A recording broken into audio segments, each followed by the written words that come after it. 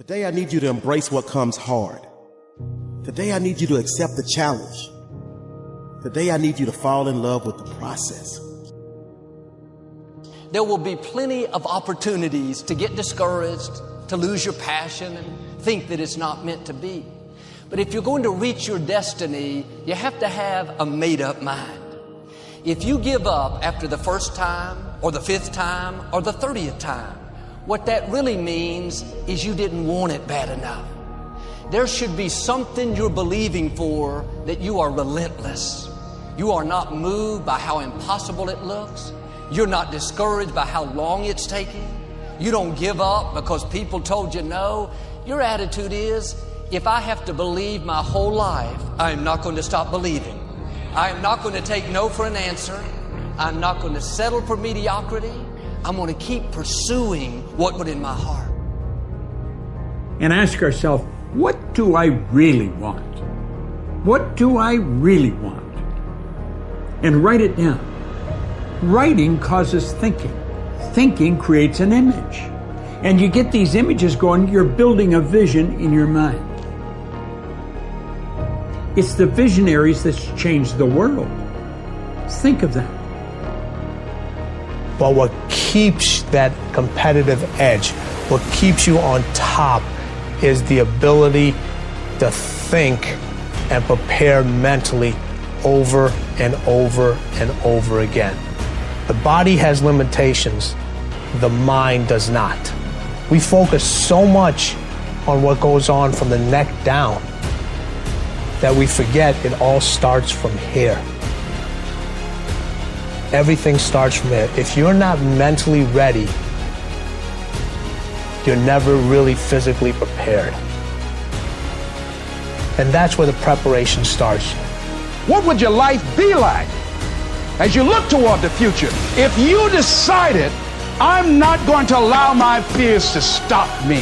And I'm saying to you, whatever you got to do it, because if you don't, life is going to whoop you until you surrender. So when you're young and you make mistakes, don't let them eat you up. Because everybody that done made it, done made them. You got to fail in order to win. Hey, look, man, to understand how to hit the game-winning shot, you got to miss the game-winning shot. You know, you got to be tough, because the road to success is always under construction. It's never a clear path to success. The people who become successful are the people who have a relentless attitude. And you just got to hang in there through the bad breaks, because the bad breaks is coming. But they usually come right before the big break is about to happen. You get a series of bad breaks and it stumbles up a lot of people. My life and my success is to say to anyone, you can stumble, you can fall, you can get back up again.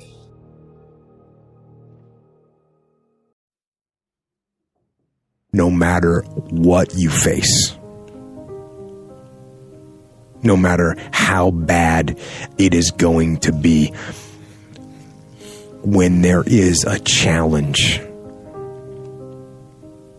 and by a challenge I mean anything in life, any challenge, anything that you're facing, the only way to overcome the challenges that you face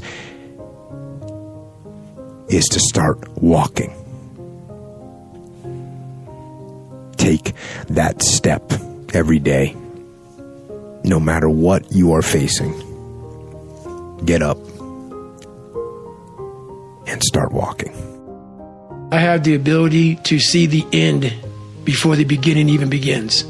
And what that means is I know that to get to the very end, I can see it right now. So before I went to Buds and I was losing all this weight and shit, I saw myself walking across the stage at 191 pounds. That's what I had to get to get into the door. I saw myself 6 months, a year later, wherever it's going to take me to do it. I saw myself walking across that stage, getting that certificate of graduation from Buds. And I was able to be there at 300 pounds. And that feeling that I was nowhere near that feeling, I was able to put myself there 1,000,000 times every day. And that feeling of like, my God, that is going to feel amazing. That's what made me suffer. That's what allowed the pain to be real and say, this is worth it. I want to feel for this next 18 months. It took me 18 months to finally become a Navy SEAL, to finally, just get through BUD/S. 18 months. It's 6 months. It took me 18. That's what woke me up every morning was I'm going to put myself through this much pain and suffering for a few seconds. That's all it is. A few seconds of joy. And it's so worth it, man. That's what people don't get. So I'm able to put myself at the finish line, even though I have no finish line, but at the finish line of an event before I even start the to say, how are you going to feel at the end of this? Visualizing is my biggest tool of life. That's why I've been able to put myself in cold water, put myself in a 100-mile race millions of times before I've done it. And I've been able to go through the race and see how I'm going to feel at mile 50. Almost to the exact feeling. Right. So when it comes up, it's no surprise. It's no surprise. I've already done this a million times. I recommended the last time I was here, the little book, Richest Man in Babylon, and I said, I've lectured now to over 3 million people. Guess how many have actually gone and got this little book? Answer, very few. My best guess is 10%. Such an easy thing to do. This little book, number one, is easy to find. Number two, it's easy to buy. The most you can pay for it, $6, $7, $8. You can borrow that from your kids. But if it's easy to find and easy to buy, and if it's easy to read, why wouldn't everybody go get it? We don't know. I don't know. Nobody knows. Here's how profound it is. Some do and some don't. Now here's the numbers. About 10% do. We don't know the mystery of that. And I'm telling you, 10 years from now, those numbers will still be the same. The numbers don't change. Only the faces change. I used to belong to the 90% who couldn't be bothered even if it was easy. How many people have a library card? Answer, 3%. 97% couldn't be bothered. Guy specializes in happy hour, but he doesn't have a card. And now readily and quickly blames the government and blames his company and blames the pay scale. Here's my advice to you today. Walk away from the 97%. Don't talk like they talk. Don't go where they go. Don't act like they act. Don't specialize in what they specialize in. Throw away the blame lists they cling to. You got to be consciously conscious today because your environment can hypnotize, mesmerize, and paralyze you. The other thing is, take full responsibility for your life. Oscar Wilde once said, responsibility is what we expect from somebody else. This is very true. Most people dread accepting responsibility. That's just a fact of life, and we can see it in operation every day. We can see ourselves getting hot under the collar when the dentist keeps us waiting, and we're sitting there reading old magazines when our appointment was 30 minutes ago. And we don't stop to think that we forgot to mail in this month's mortgage payment. We can see ourselves growing angrier and angrier because a business contact is supposed to call at noon, and here it is almost 2 o'clock, and the phone still refuses to ring. But we don't stop to think about the calls we ourselves have forgotten to return while we've been so busy fuming. We can see ourselves writing an angry letter to the airline because a flight was delayed, but we don't write an angry letter to ourselves when we're late for something, even though that might not be a bad idea at all. Yes, we can see avoidance of responsibility all the time in both our personal and professional lives. And here's something else we can see just as often. We can see that most people aren't as successful as they wish they were. Do you see there's a connection between these two very common phenomena? I certainly do, and by the end of this session, I hope you'll agree with me. I hope you'll understand that it's in your best interests to take responsibility for everything you do. But that's only the beginning. I'm also going to suggest that many times it's even best to accept responsibility for the mistakes of others, especially when you're in a managerial or leadership role. I can hear you saying, what? Accept responsibility for someone else's mess-ups? Why would I want to do something like that? Well, that's a fair enough question, and over the next few minutes I'll try to answer it. One of my weak points in my personal life is I don't like technical stuff. So even though I have to be on Twitter and Instagram and Facebook, I don't care for that. So guess what? I find somebody who loves to do that. I find somebody who has a strength where I have a weakness, and I partner with them. All you're trying to do is get to the goal. No one gets there by themselves. Everybody needs help. Now, when you know what you got going for you, be confident, not cocky. Managing your strengths, knowing what they are, and don't let nobody talk you out of it. And that gets you fight ready. You get fight ready like that. You got to know you. Helps you develop your skills. All the while, you're developing your strength. You just got to keep developing the strength. Don't let anybody talk you up. At the same time, you must work on improving your weaknesses.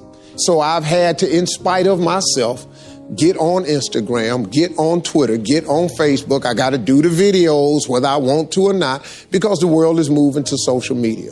If I had as many followers as Kim Kardashian, I probably wouldn't even have to do this TV show.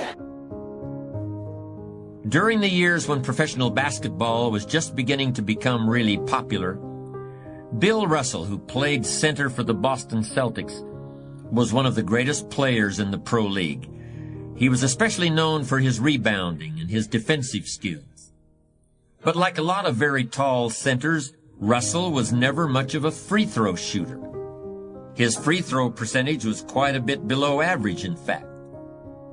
But this low percentage didn't really give a clear picture of Russell's ability as an athlete. And in one game, he gave a very convincing demonstration of this. It was the final game of a championship series between Boston and the Los Angeles Lakers. With about 12 seconds left to play, the Lakers were behind by 1 point, and Boston had the ball. It was obvious that the Lakers would have to foul one of Boston's players in order to get the ball back. And they chose to foul Bill Russell. This was a perfectly logical choice, since statistically, Russell was the worst free throw shooter on the court at that moment.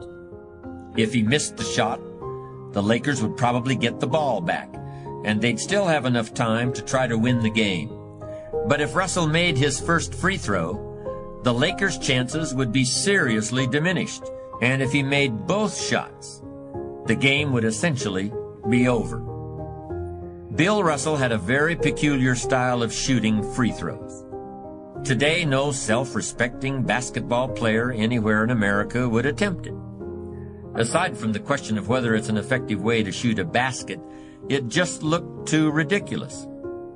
Whenever he had to shoot a free throw, the 6'11" Russell would start off holding the ball in both hands about waist high. Then he'd squat down, and as he straightened up, he'd let go of the ball. It looked like he was trying to throw a bucket of dirt over a wall. But regardless of how he looked, as soon as Bill Russell was fouled, he knew the Celtics were going to win the game. He was absolutely certain of it. Because in a situation like this, statistics and percentages mean nothing. There was a much more important factor at work. Something that no one has found a way to express in numbers and decimal points. Simply put, Bill Russell was a player who wanted to take responsibility for the success or failure of his team. He wanted the weight on his shoulders in a situation like this. No possibility for excuses, no possibility of blaming anyone else if the game was lost, no second guessing. Bill Russell wanted the ball in his own hands and nobody else's. And like magic, even if he'd missed every free throw he'd ever shot in his life before this, he knew he was going to make this one. And that is exactly what happened. That is what virtually always happens when a man or woman accepts responsibility eagerly and with confidence.